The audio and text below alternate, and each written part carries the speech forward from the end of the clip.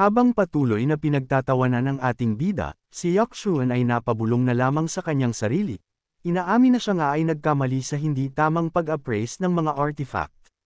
Sa puntong iyon, muling nagsalita ang mayabang na matanda at sinabi kay Yakshuan na ang kaguluhan ay nagsimula lamang dahil sa maliit na bagay, ngunit hindi na matatapos sa simpleng paghingi ng tawad.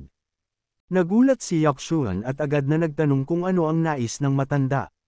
Ipinaliwanag nito na kung talagang naniniwala ang ating bida na peke ang mga artifact, kinakailangan niyang magpakita ng ebidensya upang suportahan ang kanyang pahayag. Kung wala siyang maibigay, dapat siyang magbigay ng paliwanag at managot sa pinsalang idinulot ng kanyang paratang.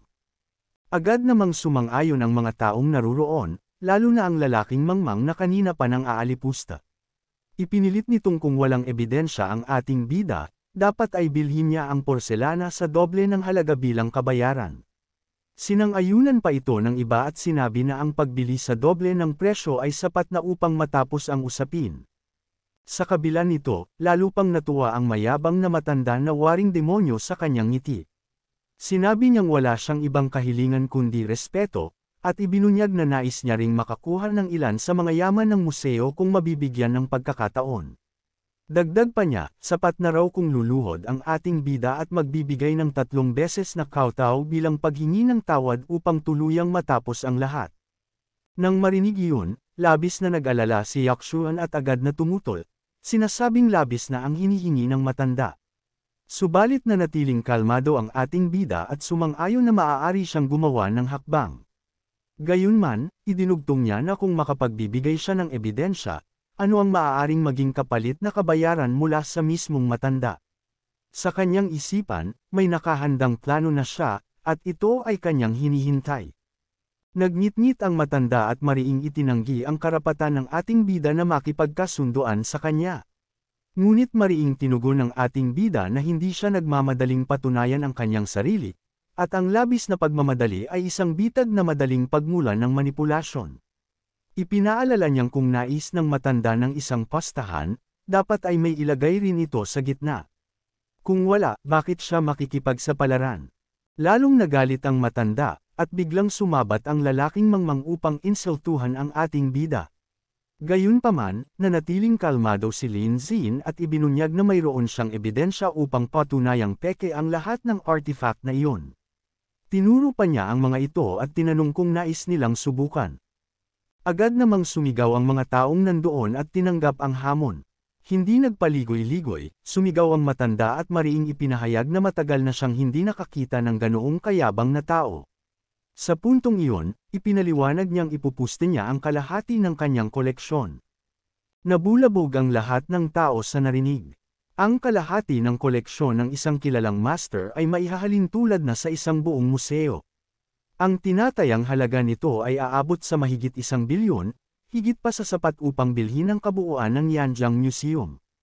Ngumiti lamang ang ating bida at sinimulan ang kanyang plano. Ipinaliwanag niyang bagamat mayroong carbon-14 dating method upang malaman ang edad ng mga artifact, ito ay mabagal, kaya gagamit siya ng mas mabilis na paraan. At bigla humiling siya ng martilyo. Nabahala ang babae at nagtanong kung ano ang balak niyang gawin. Ngunit ang lalaking mangmang ay nagbigay ng sariling paliwanag na baka sinusubukan nitong suriin ang loob at hiwan ng mga artifact. Pagkatapos ay ipinahayag pa nito ang pagkadismaya dahil inaakala niyang may mas mahusay na ideya ang ating bida. Nag-usap-usap ang mga tao at binanggit ang mga kumakalat na tsismis tungkol sa mga pamemiki ng mga anti-gang gamit. May isa pang nagtanong kung naniniwala sila sa ganoong bagay at nagbiro na mas gugustuhin pa niyang masira ang kanyang gamit, dahil kung mangyari iyon, babayaran ito ng doble ang halaga. Isa pang tao ang nagsabi na iyon ang tinatawag na distinctive marks of master forgers, at sa pahayag na iyon, ipinakita nila ang kanilang paniniwalang hindi pa rin alam ng ating bida ang kanyang pinapasok.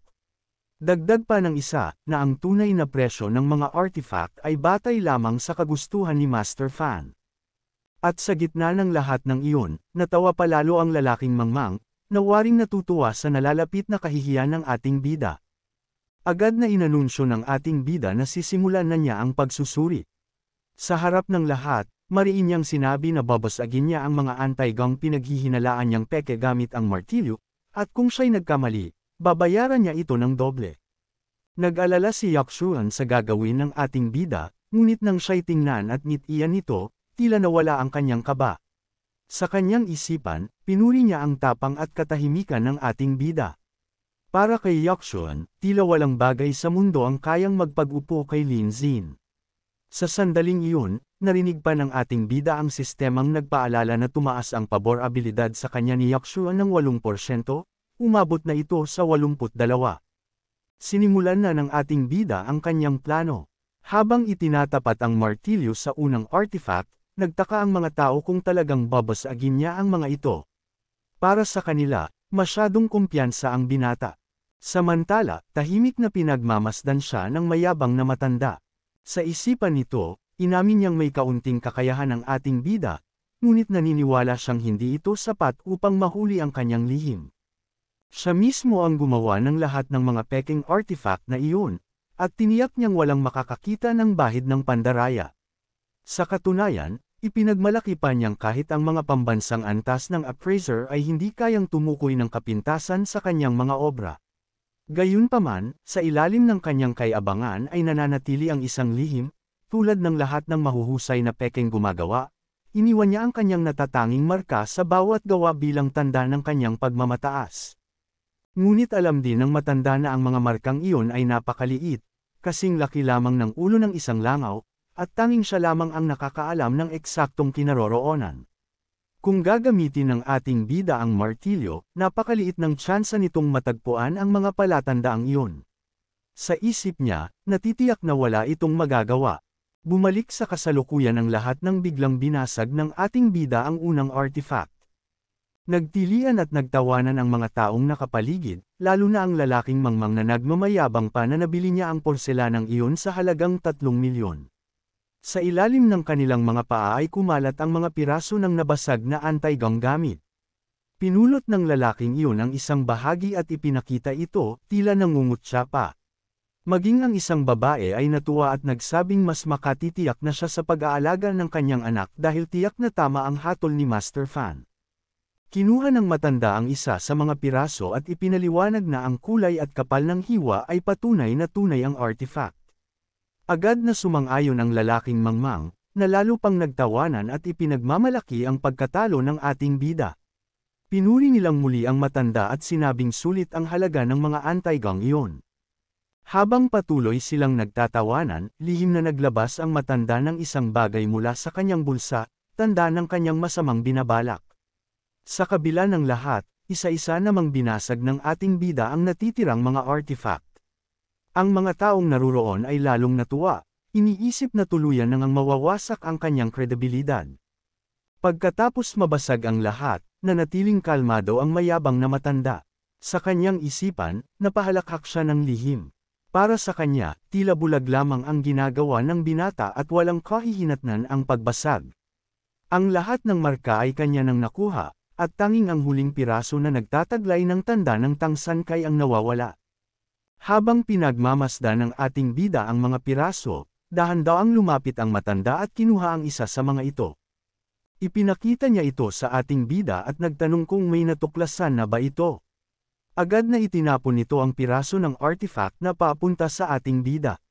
Subalit kasabay nito, lihim niyang pinalitan ang hawak na piraso at mabilis na itinago sa kanyang bulsa ang isa pa, habang nakangisi at nagdiriwang sa kanyang isipan. Para sa kanya, tapos na ang laban. Hawak na niya ang huling mahalagang piraso at panalo na siya ng hindi nahihirapan. Habang nagdiriwang na ng maaga ang mayabang na matanda, nilapitan niya ang ating bida at nagtanong ng may panunukso, na tila ba panalo na siya, kung nakita na ba nito ang sapat na ebidensya. Ngumiti lamang ang ating bida at kalmadong sumagot. Inamin niyang kamangha-mangha ang pagkakagawa ng mga artifact, walang kapintasan kahit sa mga hiwa at bahagi ng porselana. Para bang kaharap niya ang isang tunay na bihasang maestro. Tumawa pa ito ng mahina, tila nagbibiro. Agad namang sinunggaban ng matanda ang pagkakataon at nagyabang. Ayon sa kanya, kung walang nakitang ebidensya ang ating bida, ibig sabihin ay wala itong patunay, at tuluyan na nga itong talo. Nagsigawan ang mga tao sa paligid, lalo na ang lalaking mangmang na sabik na makasingil. Ipinahayag nito na ang porselanang nabili niya ay nagkakahalaga ng 100 milyon, at dahil dobleng bayad ang usapan, kailangan siyang bayaran ng 200 milyon. Hindi nagpahuli ang isang babae, agad ding ipinagyabang ang kanyang porselanang mula pa sa Qing Dynasty na umaabot sa 120 milyon, at ganoon din ang Tang San Cai na hawak nila. Ngunit bago pa tuluyang sumabog ang sigawan ng mga tao, humakbang ang ating bida at lumapit mismo sa mayabang na matanda. Malamig ang kanyang tinig nang itanong kung ang mga huwad na artifact na ito ay tunay ngang may ganoong halaga. Walang pag-aalinlangan, sumang-ayon ang matanda, higit pang pinagtibay ang kanyang pagpapanggap. Sa hindi inaasahan, biglang inilabas ng ating bida ang ebidensyang matagal na niyang tinatago.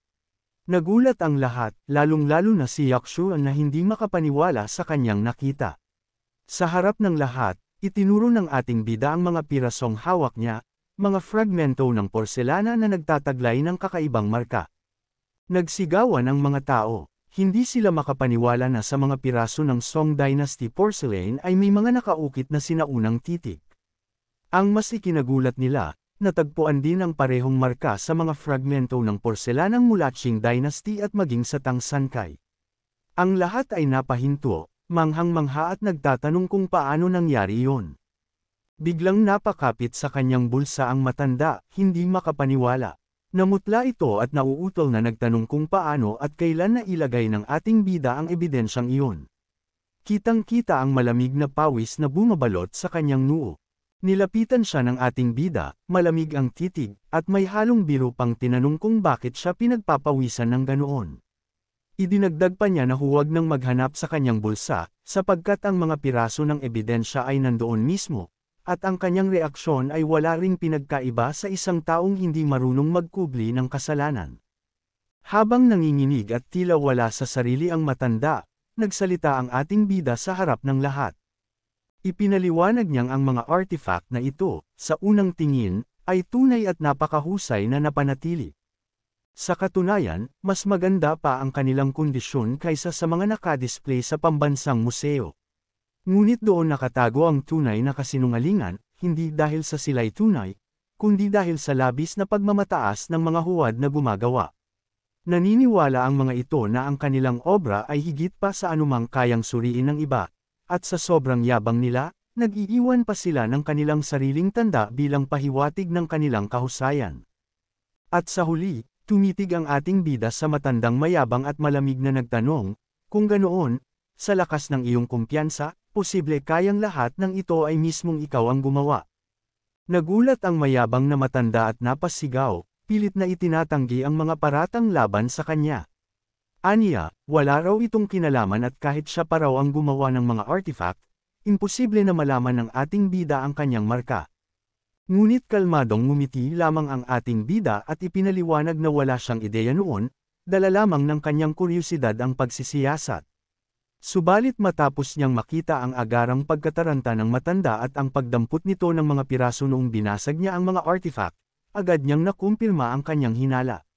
Aniya pa, hindi pa siya nakakita ng isang tao na kusa mismong nangolekta ng ebidensya laban sa kanyang sarili, isang natatanging karanasan. Sa sobrang pagkabigla at kahihiyan, biglang samuka ng dugo ang matanda at halos pasigaw na inamin na kung hindi sana siya dumampot ng mga piraso ay baka natalo nga ang ating bida. Galit na galit itong nagwika na ang mga iyon ay nagkakahalaga ng bilyon-bilyong halaga at sinira lang ng ating bida dahil sa kanyang kuryosidad. Ngumiti lamang ang ating bida at malamig na sumagot. Ayon sa kanya, gaano man kalaki ang halaga, wala iyong pakialam sa kanya. Isang patak lang sa balde, aniya. At idinugtong pa niyang kasalanan ng mga ito ang panunulak at pambabastos sa kanilang creator. Kung sinasabi ng creator na peke ang mga artifact, walang duda na peke nga ang mga iyon. Dahil dito, mas lalo pang humanga si Xia Yakshuan sa ating bida. Namula ito at sa kanyang isipan ay naglaro ang katotohanan, si Lin Xin, buong puso siyang naniniwala sa akin ng walang pag-aalinlangan. Dahil dito, muling tumaas ng 3% ang pabor nito sa ating bida. Samantala, sa gitna ng kaguluhan, sumigaw ang isang babae at halos maiyak. Naloko raw siya at nakabili ng peke, at ang perang iyon ay para sana sa gamot ng kanyang anak. Isa pa, nanghihingi na ng kompensasyon ang iba, kabilang na ang lalaking mangmang na nagbanta na hindi niya palalabasin ang matanda hanggat hindi ito nagbabayad ng 1 bilyon. Ang isa pang mamimili ay nagreklamo rin, na marami raw siyang nabili sa tindahang iyon at hindi niya matanggap ang nangyaring panloloko. Ngunit bago pa tuluyang magwala ang mga tao, malamig na nagpahayag ang ating bida na huwag nilang patayin ang matanda. Ayon sa kanya, marami pa itong utang na dapat bayaran sa kanya. Sa gitna ng kaguluhan, isang hindi inaasahang bagay ang naganap. Bigla na lamang niyakap ni Yokshuan ang ating bida mula sa kanyang likuran. Halos mabigla ang ating bida, ngunit narinig niyang umiiyak si Yokshuan, sinasabing muntik na siyang mamatay sa takot kanina. Humingi pa ito ng pakiusap na huwag na siyang muling takutin ng ganoon. Dahil dito, muling nadagdagan ng 5% ang kanyang pabor kay Lin Zin. At sa oras na iyon, biglang nag-anunsyo ang system na nasa katawan ng ating bida. Ayon dito, umabot na sa 70% ang favorability ni Sia Yokshuan, tanda na matagumpay na natapos ang unang yugto ng kanyang counterattack. Nakasaad din na gumastos siya ng 6.8 bilyon, ngunit may 10% refund na katumbas ng 680 milyon na agad na inilagay sa kanyang personal na account. Kasabay nito, lahat ng kanyang attributes ay tumaas at umabot na sa level 7. Isang pagpipilian ng lumitaw, 3 bonus skills. G-level skill na, Proficiency in Subject 3, SS level skill na, Kanyu Domination, at B-level skill na, Equestrian Mastery. Tuwang-tuwa ang ating bida. Sa kanyang isipan, bamulong siya ng may halong pangarap, 680 milyon. Kung magagamit ko ng tama, hindi ko na kailangang magtrabaho habang buhay. Ito na ang buhay na gusto ko. Pagbalik sa kasalukuyan, ngumiti siya kay Yokshuan at sinabi na ayos lamang siya, at mayroon pa silang mas mahahalagang dapat gawin. Samantala, sa bahay ng mayabang na matanda kung saan nakatago ang kanyang koleksyon, makikita itong para bang isang asong naputulan ng buntot, bogbog, sugatan, at durog ang pride. Habang nagmamasid ang ating bida sa napakaraming relikyang nandoon, napangiti siya. Aniya, ayon sa kanilang kasunduan, kalahati nito ay kanya na. Nagmamakaawa ang matanda, sinasabing ginugol niya ang halos buong buhay niya para lamang makolekta ang mga ito, at pakiusap niyang palayain siya sa kasunduan. Ngunit malamig lamang nang umiti ang ating bida, dahilan upang tuluyang lumuhad ang matanda at sumuko. Samantala, manghang-mangha si Yokshuan sa isang relikyang natagpuan doon. Hindi makapaniwala na naroon pala iyon. Sa pagkatuwa, lumingon siya kay Lin Zin at inimbitahan itong uminom ng tsaa kasama niya. Pagsapit ng hapon, makikita ang ating bida sa isang magandang kubo, tila may hinihintay. Habang hawak ang kanyang telepono, napansin niya ang balita, si Wang Xiaoheng, ang lalaking mangmang, ay inaresto na sa hangganan at kasalukuyang nakakulong sa isang kulungan sa Amerika. Napangiti ang ating bida at pabirong nasabi sa kanyang sarili na sana ay masarapan ito sa tinatawag na cream puff trend doon. Habang naghihintay, napaisip siya kung bakit hindi pa dumarating si Yokshuan. Tanong niya sa sarili kung talagang ganoon kaseryoso ang pag-inom ng tsaa.